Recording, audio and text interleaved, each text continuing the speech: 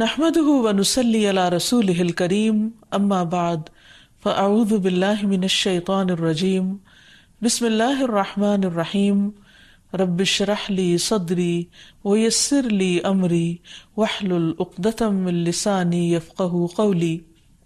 السلام علیکم ورحمۃ اللہ وبرکاتہ۔ ناظرین، پروگرام دعا کیجئے کے ساتھ آپ کی خدمت میں حاضر ہیں۔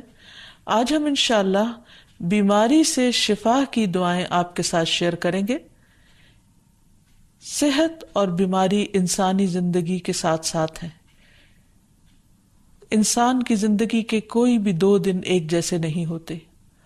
آج اگر انسان خوش ہے تو کل اداس ہوگا، اگر آج وہ اپنے جسم میں قوت محسوس کر رہا ہے تو کل بیمار ہو سکتا ہے۔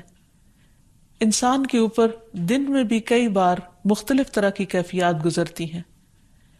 کبھی انسان روحانی طور پر، جذباتی طور پر بیمار ہوتا ہے اور کبھی انسان جسمانی طور پر بیمار ہو جاتا ہے۔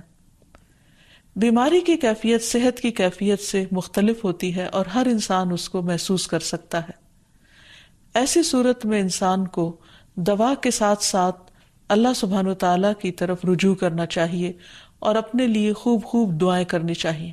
بعض اوقات بیمار خود اپنے لیے دعا نہیں کر سکتا تو بیمار کی عیادت کرنے والے اور بیمار کو دیکھنے والے، اس کے دوست، رشتہ دار، عزیز، اقربا اور ایون ہسپتال کا عملہ مریض کے لیے ایسی دعائیں پڑھ سکتا ہے جو اس کے لیے شفا یابی کا ذریعہ ہو سکتی ہیں۔